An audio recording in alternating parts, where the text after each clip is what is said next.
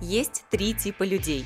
Одни любят современное искусство, вторые говорят, я в этом ничего не понимаю, ну а третьи просто жестко его отрицают и хейтят современных художников. В этом влоге я расскажу, почему современное искусство не хуже традиционного, сколько оно сегодня стоит и зачем ходить на выставки, даже если вы настроены скептически. Так что оставайтесь, и можно поставить лайк в счет новых нейронных связей, которые мы сегодня обязательно построим.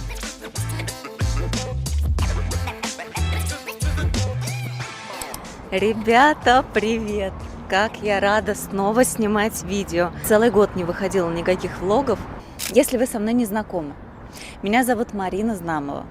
Сегодня мы с вами поедем на одну из самых крутых выставок и на одну из самых масштабных, я бы даже сказала, выставок современного искусства в Москве. Она называется Art Russia. Посмотрим, сколько все это стоит, и, возможно, вы даже захотите научиться рисовать или почувствуете острое желание начать писать картины.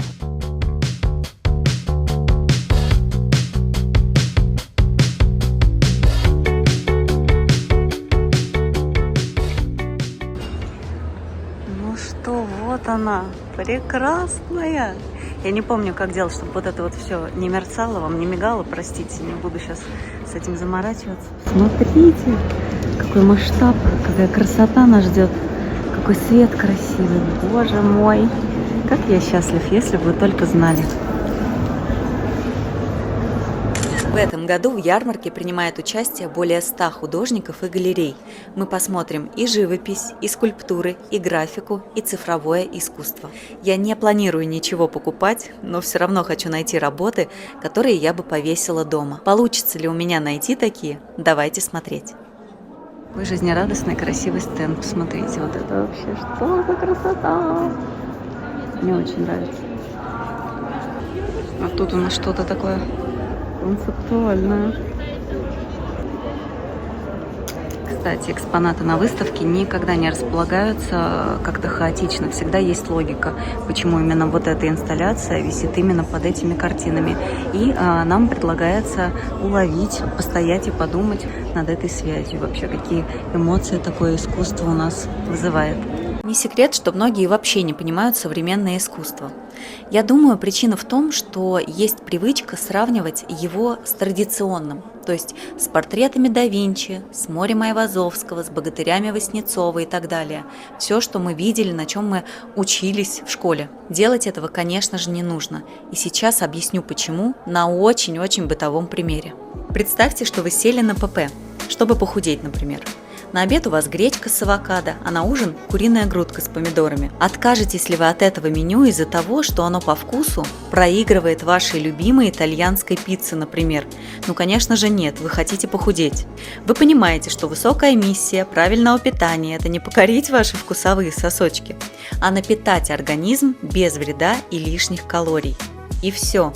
Мы не сравниваем пиццу и куриную грудку, потому что у них разные задачи. То же самое с традиционным и современным искусством. Задача традиционного – это передать сюжет. И передать его не просто, а красиво, показать свое мастерство. Задача современного искусства – в первую очередь вызвать эмоцию. Оно вообще не обязано никому нравиться. Современное искусство заставляет нас задуматься, вспомнить, проанализировать, возможно, вдохновить на какие-то изменения. И совершенно неважно, какими материалами и с какой сложностью написана работа. Главное здесь – это концепция, мысль, идея. Что почувствует зритель, глядя на эту работу? Поэтому современному художнику часто даже не нужен диплом об академическом образовании. При этом современное искусство, конечно, может быть таким же привычным и красивым, вы это сами видите, но оно вообще не обязано таким быть. Поэтому сравнивать эти две школы – это как судить рыбу по ее способности взбираться на дерево. То есть в этом просто нет никакого смысла. Мне кажется, если принять эту мысль, что искусство может быть любым, и оно не обязано нам нравиться, то, может быть, тогда получится полюбить или хотя бы изменить свое отношение к современному искусству. Вот, например, яркая концептуальная работа, и называется она «Зависть». Мне кажется, если такой образ однажды врежется в память, то завидовать уже никому никогда не захочется. Вы как думаете? Ой, ребята, я, конечно, просто в раю. Не знаешь, куда смотреть. Красивые люди вокруг хочется рассматривать. Картины невероятные, каждый стенд абсолютно разный. Вот какие-то тут, что это, единороги сказочные стоят. Просто потрясающе. Вот такое вот очень сильно люблю. Просто обожаю. Человеку нужен человек. Просто красиво. Вот цветочки тоже рядом замечательные. Это нарисовано, интересно, или это?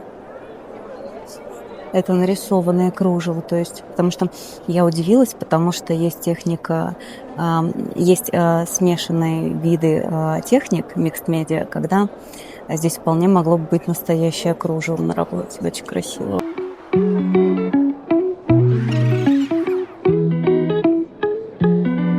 Хочется с чем-нибудь с вами посмотреть, поделиться. Но я говорила вам.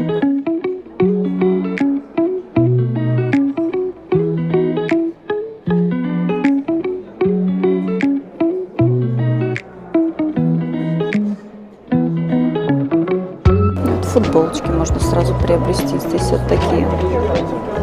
От того же художника. Вот я так понимаю, сам художник. Помните обезьянки, которые ничего не вижу, ничего не слышу, ничего не скажу? Как классно! Стою я вам тут хихикаю, а вообще-то здесь мудрая мысль в этих скульптурах. Это история про внутреннего ребенка каждого взрослого. Вот я сейчас здесь вот прочитала. 3 состояния, 3 установки, которые мы несем с собой из детства. Фигурка, которая закрывает глаза, это реакция взрослого на проблему, когда если я закрою глазки и не вижу эту проблему, то проблемы как будто нет, как это обычно делают дети. Когда я закрываю уши, то же самое, если я не слышу. Нет, что-то там было умное другое, подождите. Вторая символизирует отказ слышать неприятную правду. Вот как ребенок затыкает уши, чтобы не слышать пугающие слова. И третье – это боязнь выражать эмоции, когда фигурка прикрывает рот, страх выражать свои эмоции и истинные чувства. Посмотрите, как красиво. Мы с вами подобрались к стенду одного из самых дорогих художников на площадке, Виктор Сафонкин. Посмотрите, какая работа. Сейчас я вам покажу все остальные. Угадайте стоимость этой работы. Вообще в целом у этого художника цены начинаются от 1 миллиона, насколько я поняла. По-моему, 3 стоит вот эта работа. Интересно. Повесили бы вы такое искусство у себя дома? Расскажите.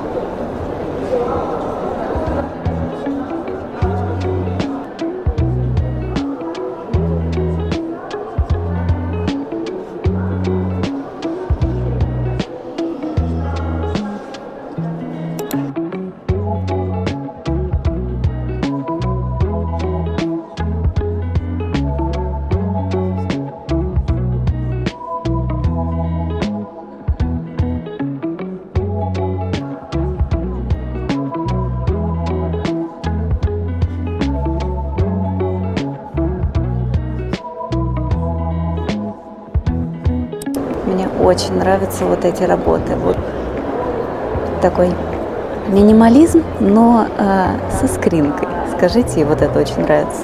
Ну, собственно, сестра. Ребята, я сразу не поняла, это маркеры. Вы можете себе представить? То есть это просто ватман и маркеры по ватману. Это не масло, не холст. Обалдеть. И посмотрите, как они круто смотрятся. Про этого художника тоже рассказывала вам в телеге.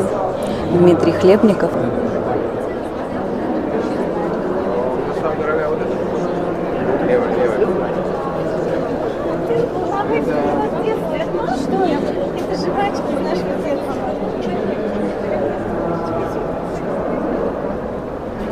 Это я училась в школе, на карманные деньги могла купить себе турбо, я помню.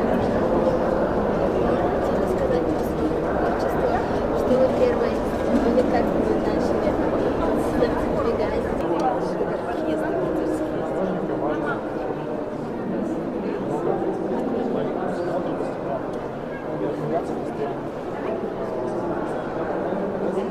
Вообще многие художники на ярмарке явно вдохновлялись ностальгией по советскому прошлому.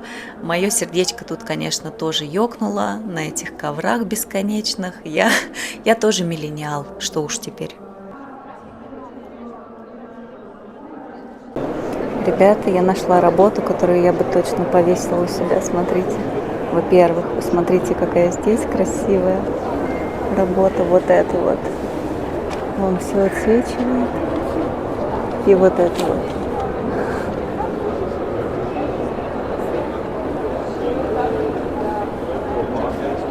вот. Художники, на самом деле, довольно ленивые люди.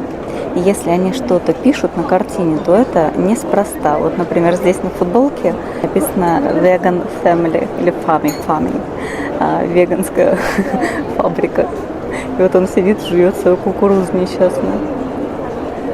Господи, не фабрика, ферма. А это какой-то как будто грузинский дворик, мне напомнил. Но, в общем, я прилипла к этому стенду. Вот это мне очень понравилась работа, очень понравилась. И они вроде написаны не яркими красками, то есть могут создавать ощущение грусти, но при этом настолько теплые все равно и душевные, что все равно от них какое-то очень приятное. Вот это вообще класс, вот это лайк. Я просто бы... Вот ее просто, да. Сколько она стоит, интересно, надо посмотреть. Художник Лилия Гусарова, надеюсь, я правильно говорю. Класс вообще. Кто-то спросит, зачем мне ходить на такие выставки, если мне это вообще не интересно. Я бы ответила фразой Пеппи Длинный Чулок. Она говорила: откуда я знаю, умею ли я играть на пианино? Может, и умею, ведь я никогда не пробовала. Такие места – это верный способ узнать себя лучше. Ты погружаешься в новую среду и наблюдаешь, что тебя раздражает, что привлекает. Люди, разговоры, работы, атмосфера. Ты пробуешь новое сразу и в нескольких направлениях. И не для того, чтобы доказать что-то, а для того, чтобы услышать, что откликнется внутри тебя. Вот такая творческая среда точно меняет тебя изнутри. Потому что ты видишь, совсем другой мир. Это мир цвета, фантазий, эстетики. Это мир полной жизни, который многим из нас сейчас так не хватает. Ну что, я уже, конечно, немножко подустала. У меня уже язык заплетается. Но смотрите, какие нашла еще красивые работы. Вот это как раз техника Mixed Media. То есть здесь и живопись мы видим, и аппликация из каких-то интересных, я не знаю, что это, фольга или какие-то металлические пластины. Красиво. Это одно из самых модных сейчас направлений в искусстве вообще. Mixed Media у нас и за рубежом. За рубежом еще так кто-то говорит? Скажите мне, пожалуйста. Очень красивые работы, мне понравились. Лила Кишори. Ребята, я, конечно, полностью просто высушена после походов. Я два круга я сделала по выставке, по всей. Будет похожая выставка «Арт Москва» в конце апреля, в 20-х числах. Тоже, по-моему, в Гостином дворе. Очень вам рекомендую на нее попасть. Для чего вообще все это нужно? Мы очень привыкли, большинство из нас, ехать по накатанным рельсам. А такие мероприятия очень помогают строить, на мой взгляд, новые нейронные связи. И вообще как-то выходить за границы своего мышления, потому что когда ты видишь картину, нарисованную как будто ребенком, и она стоит там под миллион, ты думаешь, ничего себе, а так можно было. Очень интересно знакомиться с мирами других людей, с тем, как они видят жизнь. Художники – это вообще особенные люди, которые очень тонко чувствуют все, что происходит вокруг, и очень часто показывают это в своих работах. И отсюда очень многие работы, они довольно грустные, некоторые даже тяжелые и мрачные. Вот. Но я сегодня нашла несколько классных... Я не люблю тяжелое искусство, точнее так, я бы никогда не повесила его у себя дома, мне тяжело рядом с таким. У нас и так в жизни довольно много трудных и грустных вещей, особенно сейчас, поэтому для меня искусство – это такой способ убежать от реальности во что-то доброе, светлое и прекрасное. Можно приехать и смотреть не только на картины, но и подсматривать за людьми, подслушивать диалоги, которые здесь вокруг происходят. происходит. Абсолютно разное мышление у всех, и диалоги в формате, что же курит автор этого произведения. Это очень частая история на таких выставках. И более какие-то глубокие разговоры. Ты понимаешь, что мысли, которые тебя там ночью под одеялом трепят, они волнуют и других людей тоже вокруг, оказывается. Когда ты стоишь на каком-то стенде и подслушиваешь, как, ну не подслушиваешь, а слушаешь, как художник объясняет, как он пришел вот к этой своей серии, как он пришел к мысли написать эту работу. И это очень-очень интересно. Буду стараться снимать для вас дальше. Если получится, поеду обязательно на Арт Москву тоже. Всех целую. Всем пока-пока.